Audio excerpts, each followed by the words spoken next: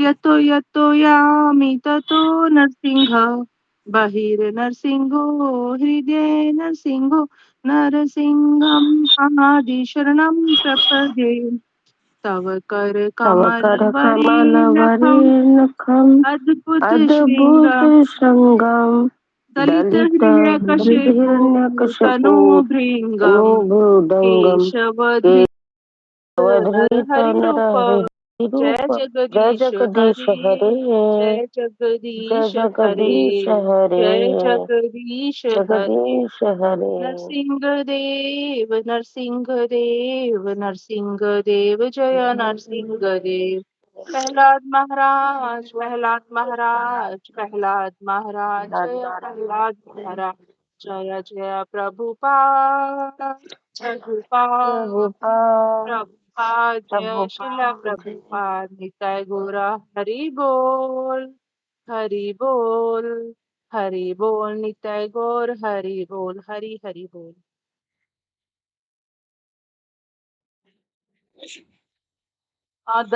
दस नाम अपराध। पहला, भगवान नाम के प्रचार में जीवन को समर्पित करने वाले भक्तों की निंदा करना। दूसरा, शिव ब्रह्मा आदि देवों के नाम को भगवान नाम के समान अथवा उनसे स्वतंत्र समझना। तीसरा, गुरु की अवज्ञा करना अथवा उन्हें साधारण मनुष्य समझना। चौथा, वैदिक शास्त्रों अथवा प्रमाणों का खंडन करना। पांचवा, हरे कृष्ण महामंत्र के जप की महिमा को काल्पनिक समझना। छठा, पवित्र भगवान नाम में अर्थवाद का आरोप करना। सातवां, नाम के बल पर पाप करना। आठवां, हरे कृष्ण महामंत्र के जप को वेदों में वर्णित एक शुभ सकाम कर्म कांड के समान समझना। नौवां, अश्रद्धालु व्यक्ति को हरि नाम की महिमा का उपदेश करना।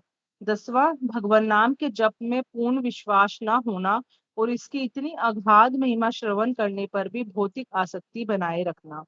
भगवान नाम का जप करते समय पूर्ण रूप से सावधान न रहना भी अपराध है। प्रत्येक वैष्णव भक्त को चाहिए कि इन 10 प्रकार के अपराधों से सदा बचकर रहे, ताकि श्री कृष्ण के चरण कमलों में प्रीति शीघ्र अतिशीघ्र प्राप्त हो, जो मनुष्य जीवन का परम लक्ष्य है। हरे कृष्णा।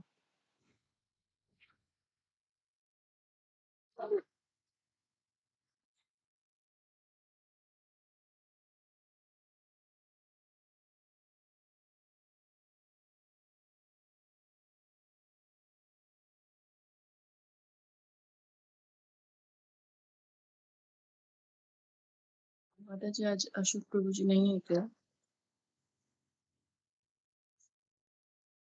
हरे कृष्णा।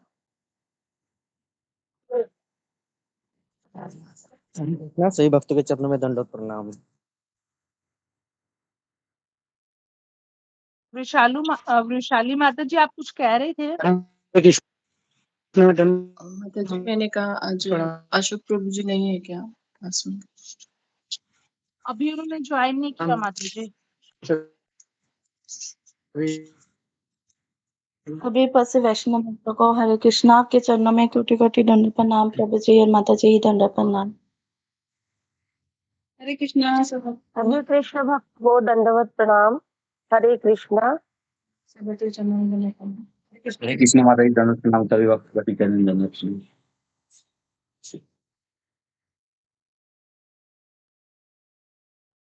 ये नरसिंह आरती हो गया माता जी? आकृति माता। हाँ जी माता जी, नरसिंह आरती और नाम अपराध मैंने बोल दिए। पिछले सत्र का बताना है मैंने अभी। ओके ओके, वो पूजा डिमरी माता जी भी नहीं आए क्या? नहीं माता जी, अभी नहीं किया ज्वाइन। तो चाला प्रभु जी भी नहीं है ना? जी ठीक है माता जी, हम लोग वेट करते हैं थोड़ा।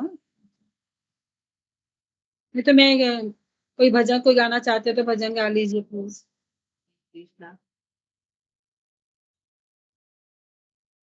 माता जी आप ही गाइए ना, रंजना माता जी। हरे कृष्ण सभी भक्तों के चरणों में दंडवत प्रणाम। हरे कृष्ण हरे कृष्ण प्रणाम गुरु जी। हरे कृष्ण गुरु जी दंडवत प्रणाम। सही भक्तों को दंडवत प्रणाम। हरे कृष्णा गुरु जी दंडवत प्रणाम। सही भक्तों को दंडवत प्रणाम। ओके हरे कृष्ण। ओम अज्ञानतिमिरान्धस्य हरे कृष्ण को दंडवत प्रणाम। सभी भक्तों को दंडवत प्रणाम। गुरुन्मीलितं येन तस्मै श्रीगुरुवे नमः। नमो विष्णुपदाय कृष्णप्रेष्ठाय भूतले श्रीमते भक्तिवेदान्त स्वामिन् इति नामिने। नमस्ते सरस्वती देवे गौरवाणी प्रचारिणे निर्विशेष शून्यवादी पाश्चात्य देशतारिणे। हे कृष्ण करुणा सिंधु दीनबंधु जगत्पते गोपेश गोपिका कांत राधा कांता नमोस्तुते। तप्त कांचन गौरांगी राधे वृंदावनेश्वरी वृषभानुसुते देवी प्रणमामि हरिप्रिये। वाञ्छाकल्पतरुभ्यश्च कृपा सिन्धुभ्य एव च पतितानां पावनेभ्यो वैष्णवेभ्यो नमो नमः। जय श्री कृष्ण चैतन्य प्रभु नित्यानंद श्री अद्वैत गदाधर श्रीवासादि गौर भक्त वृंद। हरे कृष्णा कृष्ण कृष्णा हरे हरे हरे राम राम राम हरे हरे। जी ओके। अशोक चावला प्रभु थोड़ा अनाउंसमेंट कीजिए नए भक्तों के लिए और सत्र के बारे में जानकारी दीजिए। हरे कृष्णा। सभी भक्तों के चरणों में दंडवत प्रणाम। जो भी नए भक्त आए हैं मैं उनका गुरु जी की तरफ से और ग्रुप मेंबर की तरफ से हार्दिक स्वागत करता हूँ। मैं इस ग्रुप में हम 3 सेशन चलते हैं आजकल। पहले ज्यादा चलते थे। सुबह 4 बजे जपटा होता है, उसके बाद जपक सेक्शन जप करते हैं 6 बजे तक, 6 से 6:30 तक, 6:25 से 6:30 हो जाता है। तो हमारी आरती होती है, मंगल आरती, तुलसी आरती, श्री चैतन्य शिष्टाष्टम इत्यादि होता है। फिर 9 से 10:30 तक श्रीमद् भागवतम क्लास होती है। 3 दिन भागवतम होती है और 3 दिन चैतन्य चरितामृत। और इस सिलसिले से 3 से 4 बजे 4:30 बजे भगवत गीता क्लास होती है। तो जिसमें आपकी कोई शंका है, आपको सत्र के अंत में 15-20 मिनट या कई बार आधा घंटा भी मिलता है, आप गुरु जी से हैंड रेज करके अपना क्वेश्चन पूछ सकते हैं। जो भी आप में मन में शंका है उसका समाधान गुरु जी से करा सकते हैं। आपको हैंड रेज करना होता है, गुरु जी आपके बारी से आपसे पूछेंगे आपकी क्या शंका है। आपका कैमरा ऑन रखना होता है, माइक म्यूट रखना होता है ताकि दूसरे लोग डिस्टर्ब ना हो। कैमरा ऑन इसलिए रखना होता है कि आप भाई आप ध्यान से सुन रहे हैं। जिस काम से आप इस सेक्शन को ज्वाइन किए हैं वो काम ठीक से हो रहा है। हमारे गुरु जी का नाम श्री अजय गोपाल दास जी है, जो एक गुरु जी ने बीटेक किया है इलेक्ट्रिक इंजीनियरिंग में और एज इलेक्ट्रिकल ऑफिसर इन्होंने 10 साल शिप में काम किए हैं, डिफरेंट शिप में काम किया है। उसके बाद इन्होंने त्याग पत्र दिया और अपना सारा समय भगवत गीता के प्रचार प्रसार में, इसको के प्रचार प्रसार में लगाया है। गुरु जी रस हैं।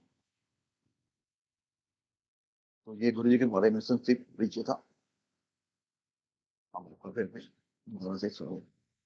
धन्यवाद। आप आते रहिए और लाभ उठाते रहिए।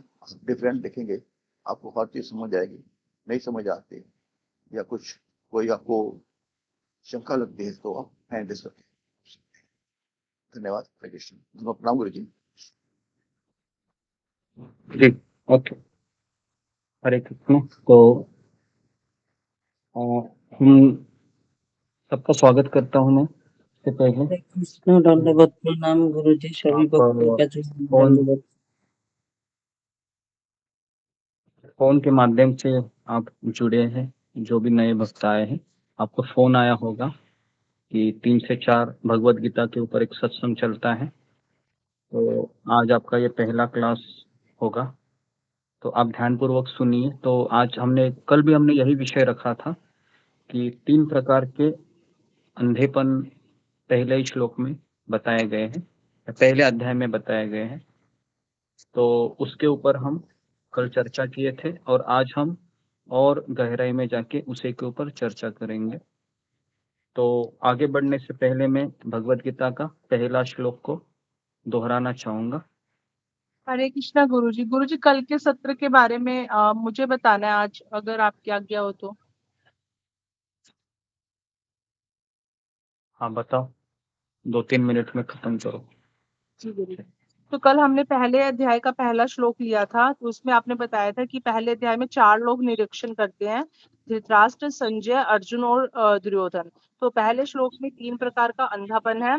आपने बताया कि समुद्र के भीतर जाने पे ही मोती मिलते हैं, वैसे गीता की गहराई में जाने से ही हमारा जीवन बदलेगा। तो पहला जो अंधापन है वो धृतराष्ट्र का अंधापन है। उसमें शारीरिक अंधापन तो था ही, मतलब वो राजा नहीं बन सकता था क्योंकि वो अंधा था, क्योंकि राजा का काम होता है मार्ग दिखाना। तो पांडु की मृत्यु के बाद वो कार्यकारिणी राजा बना था, लेकिन उनकी इच्छा जो है प्रज्वलित थी। तो गीता की शुरुआत जो है धृतराष्ट्र से होती है, जो कहता है कि मेरे और पांडु के पुत्रों ने क्या किया। वह पुत्र मोह में पागल था और उसने पांडु पुत्र को जलाने का भी प्रयास किया था। फिर कौरवों के जाने के बाद भी वो राजगद्दी नहीं छोड़ना चाह रहा था, तो विदुर उन्हें समझाती है, जिसके कारण धृतराष्ट्र का अंधापन दूर होता है। फिर वो जंगल जाते हैं, लेकिन वो स्वार्थ, मोह और शंका से ग्रस्त थे। तो गीता जो है ऐसे व्यक्ति से शुरू होती है। धृतराष्ट्र का सबसे बड़ा मोह उसके पुत्र में था। हमारा भी जो है किसी न किसी चीज में मोह होता है। तो धृतराष्ट्र के अंधेपन से निकलने के लिए हमें क्या स्टेप लेने होंगे? हमें विदुर जैसे व्यक्ति का मार्गदर्शन चाहिए। मार्गदर्शन मतलब हर चीज हमें पूछकर करनी है। तो धृतराष्ट्र ने लाक्षागृह में आग लगाना, भीम को जहर देना, द्रौपदी का चीर हरण, जुआ खेलना, ये सब उनके निर्देशन में हुआ था। जब कृष्ण है गांव 5 गांव मांगने गए, तब भी धृतराष्ट्र ने यही कहा था कि मैं मानता हूँ कि आप भगवान हो, लेकिन जो है मैं अपने पुत्र मोह के कारण आपकी बात नहीं मान सकता। तो जो गीता के श्लोक है वो धृतराष्ट्र ने भी सुने हैं, पर उनमें कोई परिवर्तन नहीं आया, क्योंकि वो कृष्ण के भक्त नहीं थे। दूसरा अंधापन जो है वो दुर्योधन का है। वो जो अंधापन है वो हानिकारक है, मतलब ना तो खुद का भला होगा उससे, ना दूसरे का भला होगा। दुर्योधन के पास जो कार्यात्मक आंखें थी, मतलब वो अच्छा मैनेजर था, उसको पता था कि प्रजा को खुश कैसे रख सकते हैं। जैसे उसने कर्ण को जो है अंग देश का राजा बनाया। तो लेकिन उसमें राज्य का लालच था और पांडवों के प्रति ईर्ष्या थी, इससे वह अंधा था। दुर्योधन को पांडवों में कोई भी अच्छा गुण दिखाई नहीं दिया। एक बार क्या होता है कि द्रोणाचार्य युधिष्ठिर को कहते हैं कि आप ऐसे व्यक्ति के लाओ जो आपसे नीचे है, और दुर्योधन को कहा ऐसे व्यक्ति को ढूंढ के लाओ शाम तक जो आपसे अच्छा है। शाम के समय युधिष्ठिर कहते हैं कि मैं बहुत से लोगों से मिला, लेकिन सब में कोई ना कोई गुण है, मैं ही सबसे अधम व्यक्ति हूँ। लेकिन दुर्योधन कहते हैं कि मैं सबसे बेस्ट हूँ, मुझसे ऊपर कोई भी नहीं है। तो वहां पे आपने हॉस्पिटल की नर्सिस का एग्जांपल दिया था कि कैसे ईर्ष्या के कारण वो कुछ भी कार्य कर लेती हैं। तो ईर्ष्या जो होता है वो व्यक्ति को अंधा बना देती है। दुर्योधन को पांडवों में कोई भी अच्छे गुण नहीं दिखाई दिए। फिर आपने मक्खी का एग्जांपल लिया था कि कैसे गार्डन में जो है मक्खी सिर्फ गंदी जगहों पे बैठती है। फिर जब कृष्ण शांति दूत बन के आए, तो वहां भी उसने बांधने का प्रयास किया था। और जब कृष्ण जा रहे थे, तब द्रौपदी ने कहा था कि आप मेरे खुले बालों को देखो। तो वहां पे भी कृष्ण कहते हैं कि हजारों करोड़ों लोग मारे जाएंगे, लेकिन बट मैं ध्यान रखूंगा कि जो जिन्होंने तुम्हारी ये हालत की है उनका सर्वनाश हो। तो हम में भी दुर्योधन का अंधापन है, क्योंकि हम में भी ईर्ष्या है, लालच है, हम शुद्ध नहीं हैं। लेकिन ईर्ष्या जो होती है वो दीमक की तरह होती है, इसलिए हमें नहीं करनी चाहिए। और लालच हम कर सकते हैं आध्यात्मिक मार्ग में, लेकिन अधिक श्रवण का और अधिक जप का। तीसरा जो अंधापन है वो अर्जुन का अंधापन है, वो परिस्थिति जन्य था। तो हमें पता होता है क्या सही है क्या गलत है, पर हम परिस्थिति वश हम अंधे हो जाते हैं। जब अर्जुन ने देखा कि उसके कई रिश्तेदार जो है मौत से लड़ने को तैयार है, तो वो जिम्मेदारियों के प्रति अंधा हो जाता है, अपनी जिम्मेदारियों को भूल जाता है।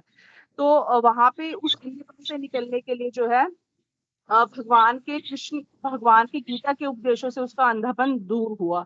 जब वो कहता है कर्पण्य दोषो उपहत स्वभाव पृच्छामि तवाम धर्म सम्मूढ़ चेता यच्छ अनिश्चितम ब्रूहि तन्मे शिष्यस्ते अहम शाधि माम त्वाम परमपन्नम। जब वो शरणागत स्वीकार करता है, तो वो उसका अंधापन कृष्ण दूर करते हैं। तो आगे पूछा गया था कि क्या ये जो गीता के ज्ञान से क्या धृतराष्ट्र और दुर्योधन का भी अंधापन दूर हो सकता है? तो उसका आंसर था नहीं हो सकता, क्योंकि उनके पास उस ज्ञान को स्वीकार करने का मनोभाव ही नहीं होता। तो अगर गीता का ज्ञान उसी व्यक्ति को मिलेगा जो कृष्ण को स्वीकार करता है और जो भक्त होता है। गीता एक रहस्य है, ये उसे ही प्रकट होगी जो ये मानेगा कि कृष्ण पूर्ण पुरुषोत्तम भगवान है और मुझे उनका भक्त बनना है। हम अर्जुन की तरह रोज ही अंधे हैं, दुर्योधन की तरह थोड़े थोड़े लालची है, ईर्ष्यालु है, राष्ट्र की तरह हमारा भी घर परिवार में आसक्ति है। तो अगर हमें कृष्ण के भक्त बनना है, तो भक्त बनते हैं तो हम इन अंधेपन से निकल सकते हैं। तो अंधा हमें दो चीजें करती हैं, एक परिस्थिति और एक परिस्थिति से जुड़ी भावनाएं। जी गुरु जी, हरे कृष्णा। देवो सुंदर में प्रभु हमारी वो सुन भी बोल माता जी हरि बोल। All right. Okay. जी ओके तो हरे कृष्णा। तो आज हम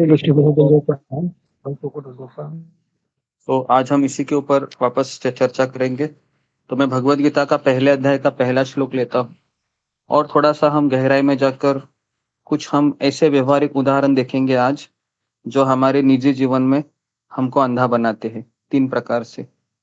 तो आज हम ये देखेंगे कि कैसे हम धृतराष्ट्र रूपी अंधेपन को अपनाते हैं कभी कभी, कैसे हम दुर्योधन रूपी अंधेपन को अपनाते हैं, और आज हम देखेंगे कि किस तरह से हम अर्जुन के जैसे परिस्थितिजन्य अंधेपन को स्वीकार करते हुए गलत निर्णय लेते हैं। तो पहला श्लोक मैं पढ़ता हूँ, फिर कुछ भक्तगण उसी श्लोक को दोहराइए और फिर हम आगे चर्चा को जारी रखते हैं।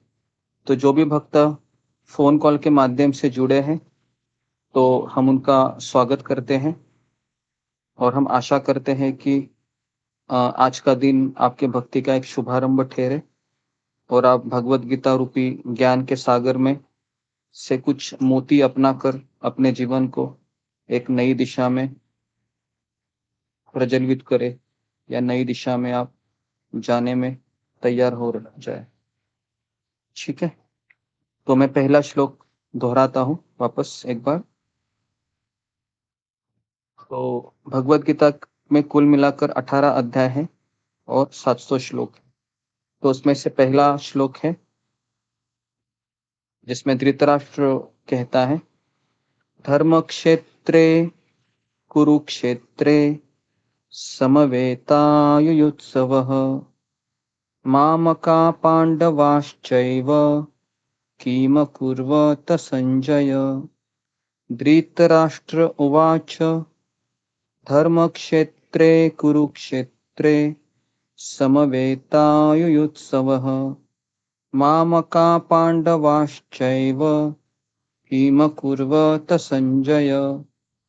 धृतराष्ट्र उवाच धर्मक्षेत्रे कुरुक्षेत्रे समवेतायुयुत्सवः मामका पांडवाश्चैव किमकुर्वत संजय।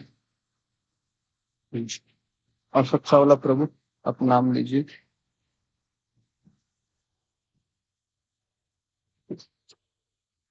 जी गुरु जी। प्रतिभा माता जी, हरे कृष्णा। प्रतिभा माता जी। जी हरे कृष्णा। गुरु जी चरणों में दंडवत प्रणाम, सभी भक्तों के चरणों में दंडवत प्रणाम। हरे कृष्णा सुप्रभु जी, दंडवत प्रणाम। माता जी। प्रथम अध्यायः। धृतराष्ट्र उवाच धर्मक्षेत्रे कुरुक्षेत्रे समवेतायुयुत्सवः मामका पांडवाश्चैव किं कुर्वत संजय। हरे कृष्णा, दंडवत प्रणाम। धन्यवाद माता जी। सुधा गुप्ता माता जी, हरे कृष्णा। हरे कृष्णा गुरु जी, दंडवत प्रणाम, सभी भक्तों को दंडवत प्रणाम। धृतराष्ट्र उवाच धर्मक्षेत्रे कुरुक्षेत्रे समवेतायुत्सवः मामका पांडवाश्चैव किं कुर्वत संजय। हरे कृष्णा। धन्यवाद माता जी। बीना माता जी, हरे कृष्णा। हरे कृष्णा। गुरु जी दंडवत प्रणाम, सभी भक्तों के चरणों में दंडवत प्रणाम।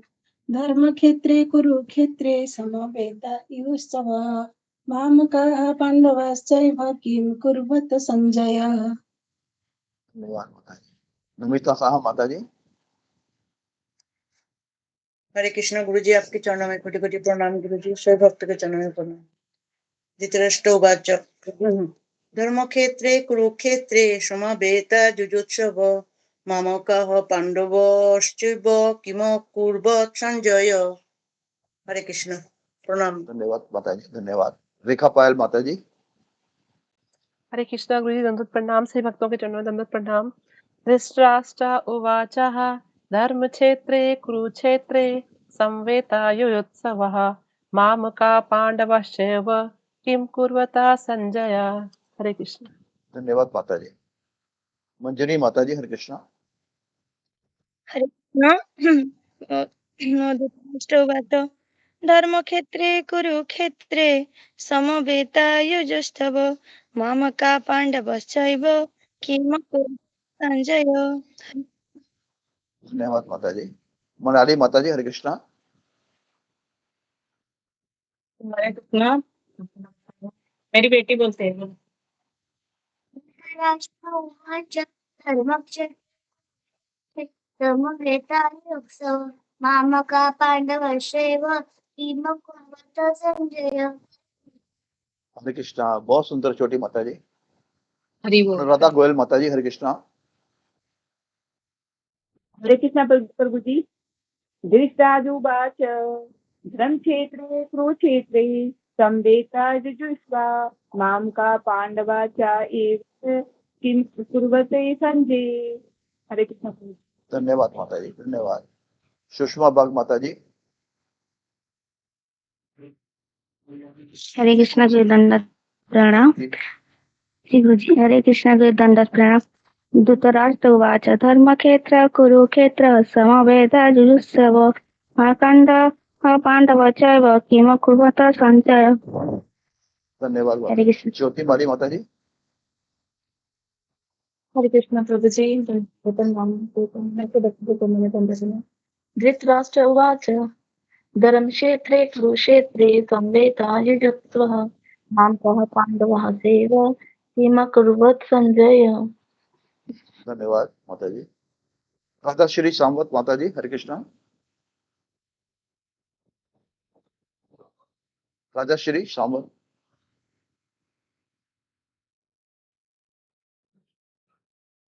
यहाँ नए भक्त आए हैं। राजा श्री माता जी, आप सुन रहे हैं? ममता पाल माता जी, हरे कृष्णा। दंडवत प्रणाम प्रभु जी। हरे कृष्ण। धृतराष्ट्र उवाच जी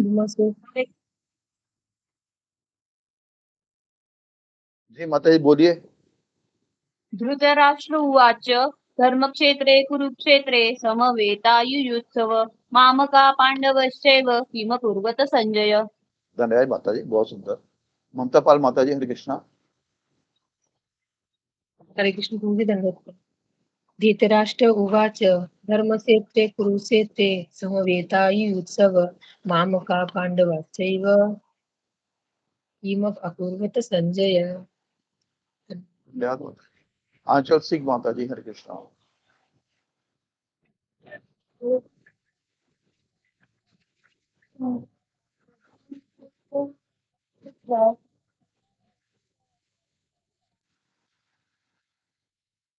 धन्यवाद माता जी। अनंत कुमार बेहरा प्रभु जी, हरे कृष्णा। हरे कृष्ण प्रभु। समस्त भक्त बंधव चरण में मेरा कोटि कोटि प्रणाम। वंशा कल्पतरूपस्य कृपा सिंधु च पतिनानां पावनेभ्यो वैष्णवेभ्यो। धर्मक्षेत्रे कुरुक्षेत्रे समावेतायुयुत्सवः मामकाः पाण्डवश्चैव किम कुर्वन्त संजयः। धन्यवाद प्रभु जी, बहुत सुंदर। मानसी भूटानी माता जी, हरे कृष्णा। हरे कृष्णा सर। हरे कृष्णा। हरे कृष्णा, बोलिए। सर मैंने तो अभी ज्वाइन किया है। प्रभु जी ये अभी बताइए, आपका बहुत नहीं स्वागत भक्त है। है। आप बोलिए। हरे कृष्णा कृष्णा कृष्णा हरे हरे हरे राम राम राम हरे हरे। बोलिए। आप बोलेगी श्लोक बोलेगी माता जी? श्लोक तो अभी मुझे ऐसे सच कुछ आते नहीं है। मैंने तो अभी पहली बार ज्वाइन किया है मन से। कोई बात नहीं। धन्यवाद माता जी। राधिका श्याम माता जी। हरे कृष्णा प्रभु जी। धर्मक्षेत्रे कुरुक्षेत्रे समावेतायुस्तवा मामकः पांडवश्चैव किमि कुर्वत संजय। बहुत सुंदर बात है, धन्यवाद। मोतीलाल चौरसिया प्रभु जी, हरे कृष्णा, आपका स्वागत है।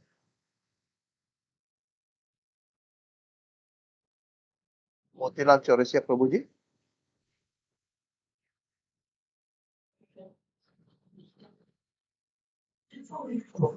ठीक है गुरु जी, धन्यवाद। ओके, तो ठीक है, तो हम आगे बढ़ते हैं। तो सबने पहला अध्याय का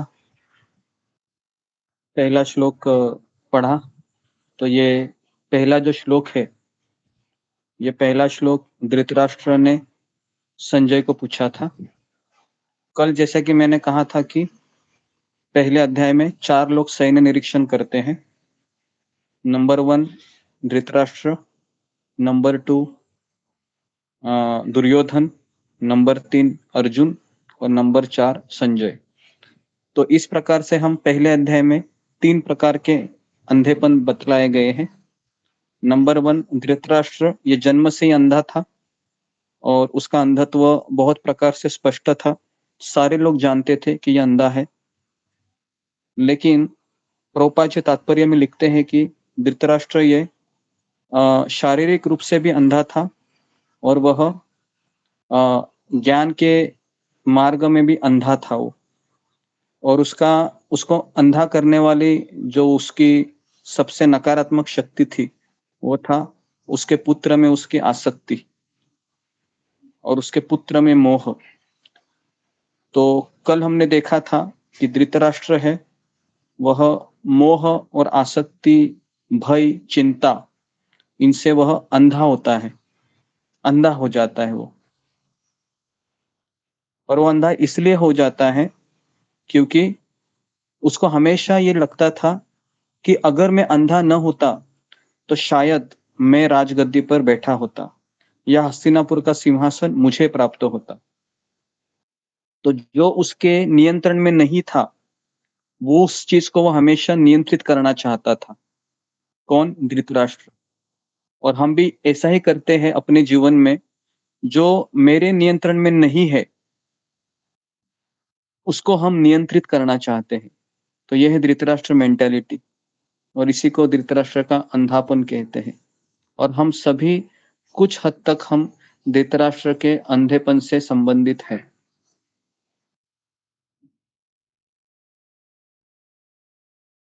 जी, तो कितने लोग ऐसा करते हैं अपने जीवन में कि जो मेरे नियंत्रण में नहीं है, बहुत सारी चीजें हमारे नियंत्रण में नहीं है, उसको हम नियंत्रित करना चाहते हैं और उसको नियंत्रित करते करते हम ये भूल जाते हैं कि ये तो कभी नियंत्रित हो ही नहीं सकता, और उसमें हमारी एनर्जी, समय, शक्ति सब चला जाता है।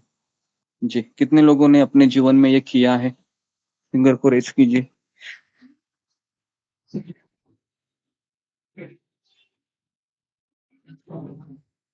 ओके, तो धृतराष्ट्र का सबसे बड़ा प्रॉब्लम था कि वह हस्तिनापुर के सिंहासन को नियंत्रित करना चाह रहा था जो उसके वश में नहीं था। जी, तो मैं किसी को एक पूछता हूँ कि कोई बताइए कि आपने कौन सी चीज नियंत्रित करना चाह रही थी? जी, रूबी कुमारी। जी हरे कृष्ण गुरु धन्यवाद प्रणाम।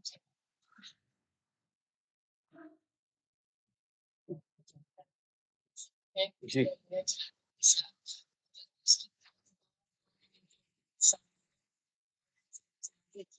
आवाज नहीं आ रहा तुम्हारा। हरे कृष्ण। हाँ, अभी आ रहा है। हरे कृष्ण, आवाज आ रही है गुरु? अभी आ रही है आवाज। जैसे कि मैं कुछ शॉपिंग करने चाहती हूँ तो मुझे जैसे कि कुछ चाहिए होता है तो वह उसकी प्राइस अनलिमिटेड होती है, जैसे कि मैं मेरे बजट के बाहर होती है, जो वह नहीं मिलता है, कोशिश करती हूँ लेने, तो उस वक्त हमारे जीवन में दुखी आती है कि मुझे चाहिए और वह मुझे हासिल नहीं कर पाते। तब वहां पर ऐसी चीजें आ जाती है गुरु जी, जो हमारे बस की बाहर होती है। ओके, ओके, ये तो बाहर की चीजें हो गई। परिवार में रहते हुए हम कौन सी चीजों को नियंत्रित करना चाहते हैं? और हम बहुत चाहते हैं, बहुत कोशिश करते हैं और बाद में पता चलता है कि अरे ये तो संभव नहीं है, मैं क्यों अपना समय इसके पीछे गवा रहे हैं या गवा रही हो।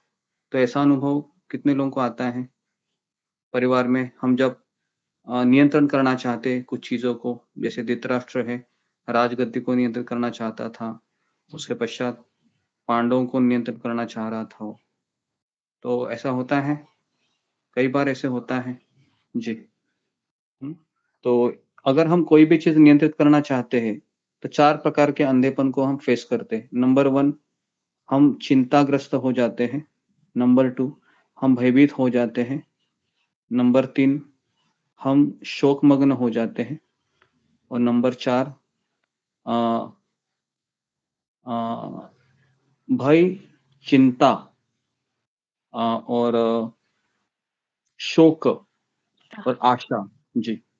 तो हम एक ऐसी आशा में हम प्रवेश करते हैं, जो हमें निराशा में परिवर्तित कर देती है ना? धृतराष्ट्र ने भी आशा की थी, काश मेरे पुत्र अगर विजयी होते, काश कुरुक्षेत्र की युद्ध भूमि से मेरे पुत्र को कुछ उपयोग प्राप्त होता, कुछ सहायता प्राप्त होती। तो ये झूठी आशा से वो ग्रस्त हो जाता है। तो टिपिकल कैरेक्टर है धृतराष्ट्र। और धृतराष्ट्र का अर्थ क्या है? कौन मुझे बताएगा? धृतराष्ट्र का अर्थ क्या है? What is the meaning of Dhritarashtra? क्या कहेंगे हम? धृतराष्ट्र का अर्थ क्या है? जी।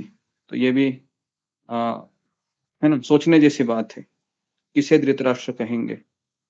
जी। अनंत कुमार बेहरा।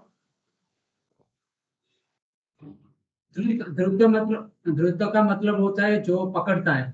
राष्ट्र मतलब होता है साम्राज्य, जो अपने साम्राज्य को पकड़ के रखता है, उसे कहते हैं धृतराष्ट्र। ओके जी, ठीक है, अच्छा प्रयास किया। सही है ना गलत है? जी जी, वो मैं बताऊंगा, वो है ना। तो आपने कहा कि जो साम्राज्य को पकड़ के रखता है उसको धृतराष्ट्र कहते हैं। ओके जी। और किसी को? जी, रंजना माता जी। कृष्णा प्रभु जी, आपके चरणों पर धन्यवाद, सेवा के चरणों में धन्यवाद प्रणाम। शॉर्ट में बताइए। जो जो प्रभु जी ये कि जो जन्म से अंधा होता है और जो ज्ञानता में अपना जीवन जीता है, जो मोह से ग्रसित होता है, मुझे तो ये समझ में आया प्रभु जी, कुछ गलती हो तो समझ ही जो। Okay, next Meenakshi Rao. हरे कृष्ण गुरु जी। प्रणाम गुरु जी, भक्तों को दंडवत प्रणाम। गुरु जी, जैसे अभी अनंत प्रभु जी ने कहा कि धृत का मतलब होता है कि आसक्त व्यक्ति, और राष्ट्र का मतलब होता है कि जैसे अपना शरीर भी हो सकता है, और शरीर से संबंधित जितने भी घर परिवार बच्चे जो भी चीजें होती है, तो उसके प्रति आसक्त होना, उसको धृतराष्ट्र कहते हैं। धृत मतलब जो दृढ़ निश्चयी है। धृत शब्द का अर्थ लिखे जो दृढ़ निश्चयी है। ठीक है, धृत ये शब्द क्या डिनोट करता है? जो दृढ़ निश्चयी है। और राष्ट्र मतलब शरीर, जो इसी शरीर में रहने के लिए दृढ़ निश्चयी है, उसको कहते हैं धृतराष्ट्र।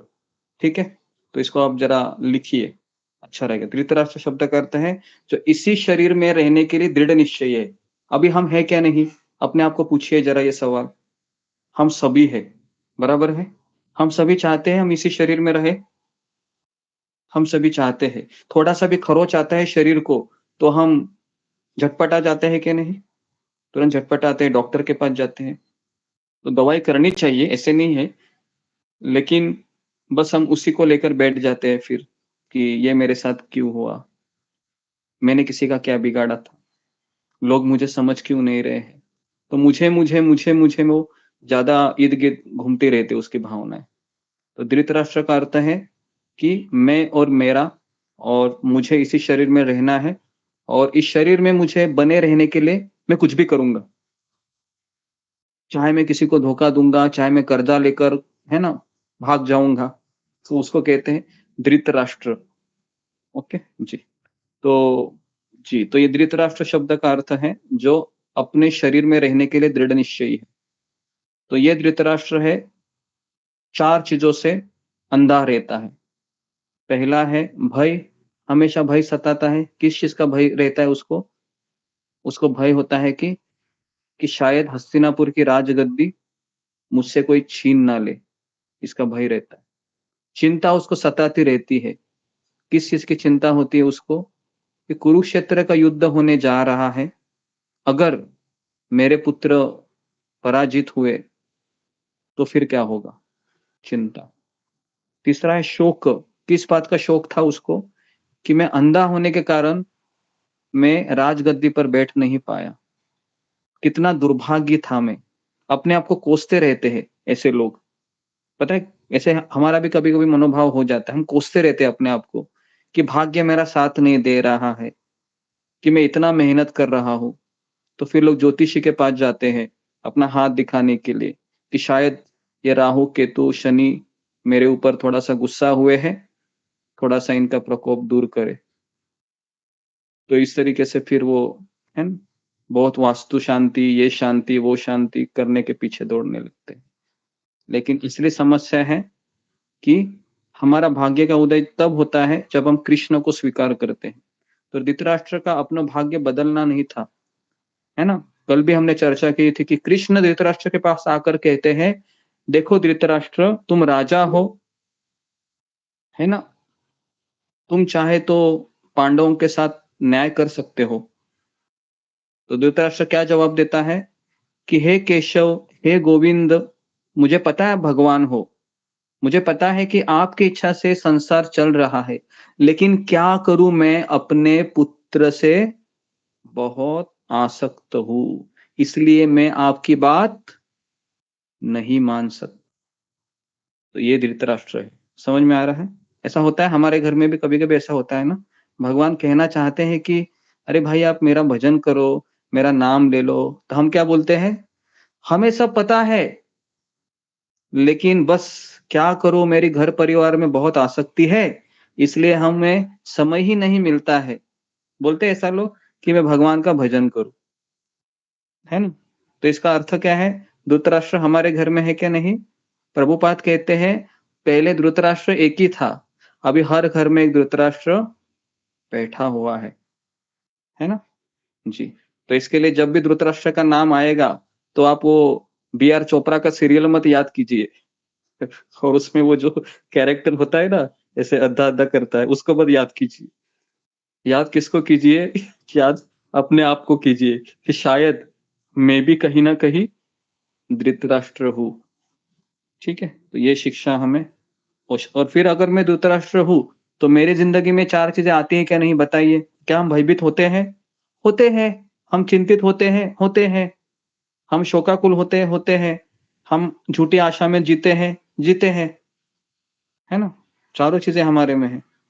तो इसलिए ऐसा मत समझिए कि धृतराष्ट्र वो महाभारत का खलनायक था, मैं तो बहुत शरीफ लड़का हूँ, माला भी करता हूँ, महामंत्र का जाप भी करता हूँ, है ना? नहीं, तो हम भी थोड़ी बहुत मात्रा में है। तो ये हो गया धृतराष्ट्र, ठीक है? तो कल हमने इसके ऊपर चर्चा की थी, ठीक है? इसमें किसी को डाउट है, किसी को सवाल है धृतराष्ट्र के कैरेक्टर के ऊपर, किसी कुछ कहना है? फिर हम आगे बढ़ते हैं।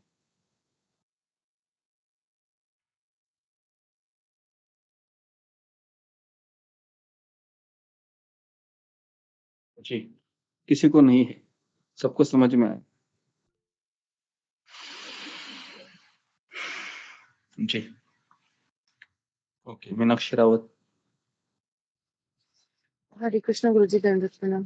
गुरुजी, जैसे आपने बताया कि धृतरा आसक्त है और हम भी कहीं ना कहीं आसक्त होते हैं और सब कुछ जानने के बाद भी हम आसक्त होते हैं, तो हम और एक होता है कि हम कर्तव्य समझकर भी आसक्त होते हैं कि हम कर्तव्य कर रहे हैं इसलिए हम कर रहे हैं, सब बाकी हम आसक्त नहीं।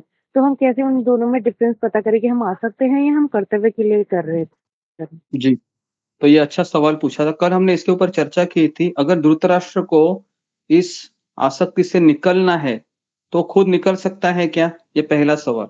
कितने लोगों को लगता है कि मैं खुद निकल सकता हूँ, अगर मुझे ज्ञान मिले तो? फिंगर को रेज़ कीजिए। हाँ, अभी हम सबको पता है हम आसक्त हैं, बराबर है? सबको पता है ना?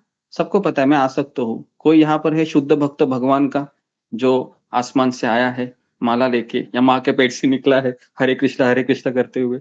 ऐसा कोई नहीं है, बराबर है? हम सब लोग हैं, बद्ध जीव हैं, तो हम सब लोग हैं वो आसक्त हैं।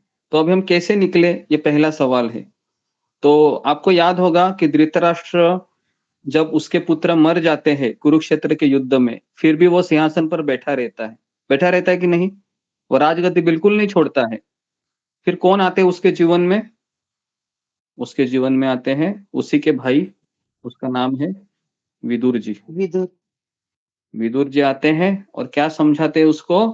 अरे तुम कब तक भीम ने फेंके हुए टुकड़ों के ऊपर कुत्ते की तरह, है ना, खाता रहेगा, ऐसा बोलते हैं वो। बोलते हैं कि नहीं ऐसे? बोलते हैं कि तुम कब तक, ये भीम है और तुम कुत्ता है और भीम तुम्हारे ऊपर रोटी फेंक रहा है और तुम्हें शर्म नहीं आती है कि तुम उसको खाकर चबा रहा है। तो विदुर जी जब कहते हैं तो धृतराष्ट्र की थोड़ी सी आंखें खुल जाती है, दिमाग की आंखें, और वो सोचता है कि हाँ तुम सही कह रहे हो। तो इस तरीके से फिर वह उस राजगद्दी को छोड़ता है। तो इसका अर्थ क्या है? अगर मुझे इस संसार के आसक्ति से निकलना है तो मेरे जीवन में किसका आना जरूरी है? तो मेरे जीवन में आध्यात्मिक गुरु का आना या किसी भक्त का आना, किसी वैष्णव का आना जरूरी है। अब जाके हम निकल सकते हैं। इसका कौन मुझे उदाहरण देगा? किसी को याद है जी? अखिलेश त्रिवेदी, आपको कुछ कहना है?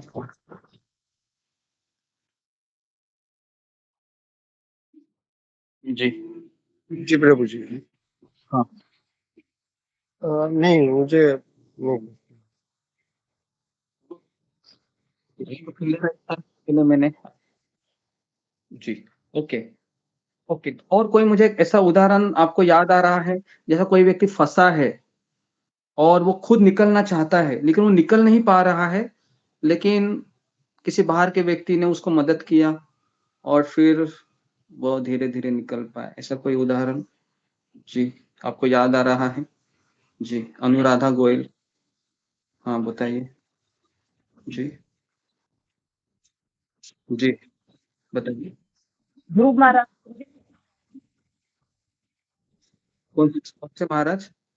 नारद मुनि ने उनको, ध्रुव महाराज। नारद, ध्रुव महाराज नारद मुनि, कैसे कैसे कनेक्शन लगा सकते हैं?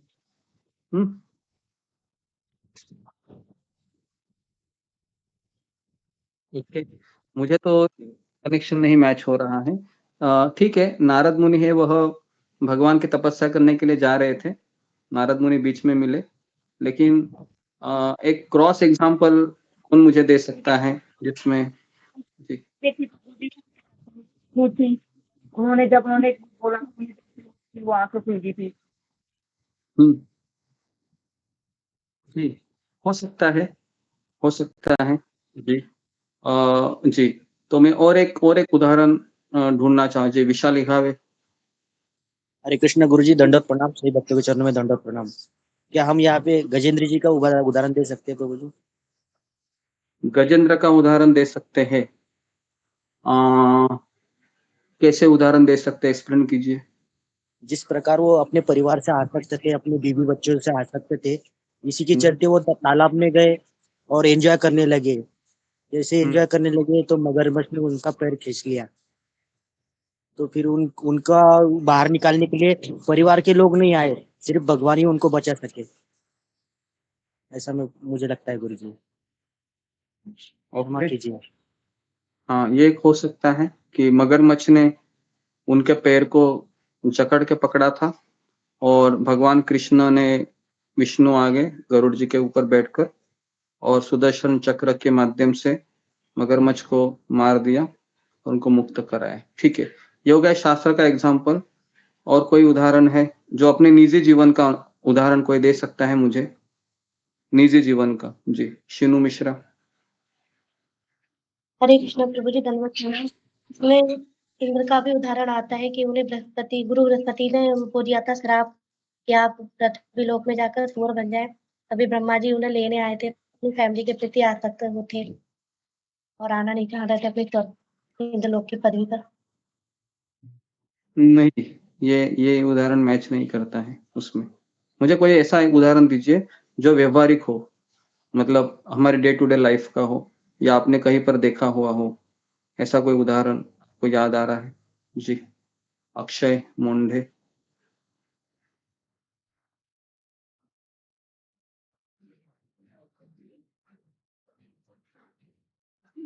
सात्विक वर्मा।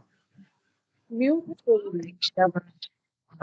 जी आपने बताया था कि जैसे एग्जांपल लिया था कि जैसे कोई एक पर्सन है, वो दलदल में गिरा हुआ है और वो गिरने वाला है, लेकिन सामने वाला कोई दूसरा व्यक्ति आ जाए और उसको वो रस्सी पकड़ा दे जिससे वो दलदल से निकल जाए, तो बंदा भी बच जाएगा और सामने वाला वो बाहर भी आ जाएगा दलदल से, दोनों काम हो जाएंगे। ये है आप बता रहा। जी जी, तो वेरी गुड। तो ये एग्जाम्पल मैं ढूंढ रहा था जो एकदम फिट होता है। अगर कोई दलदल में फंसा है और अगर उसको निकलना है तो खुद होके निकल सकता है क्या? वो बिल्कुल नहीं निकल सकता है, बराबर है।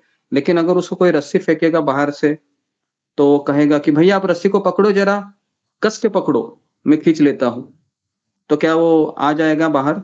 जरूर आ जाएगा, है ना। तो अभी धृतराष्ट्र है हम सभी, तो हमें किसी विदुर जैसे व्यक्ति की आवश्यकता है। अगर कोई विदुर जी मेरे जिंदगी में आ जाए, है ना, तो फिर शायद मैं उस दलदल से निकल सकूं। अगर वो नहीं आता है, पता भी है, अभी मुझे पता है जो शराब पीता है कि उसको पता नहीं शराब पीना बुरा है, पता है। क्या जो सिगरेट पी रहा है उसको पता नहीं मैं सिगरेट पीना खराब है, पता है उसको, लेकिन वो छोड़ रहा है क्या? नहीं छोड़ रहा है। क्यों नहीं छोड़ पा रहा है? वही हुआ ना, उसको ज्ञान है लेकिन उसके जीवन में कोई बताने वाला या उसको मार्ग दिखाने वाला कोई व्यक्ति नहीं है। तो इसके लिए गीता में भगवान कहते हैं कि तद्विद्धि प्रणिपातेन परिप्रश्नेन सेवया। तुम्हें ज्ञान चाहिए तो आध्यात्मिक गुरु को खोजो, उससे ज्ञान ले लो, उसकी सेवा करो, फिर तुम्हारे ज्ञान चक्षु खुल जाएंगे और फिर तुम सही दिशा में अग्रसर होंगे।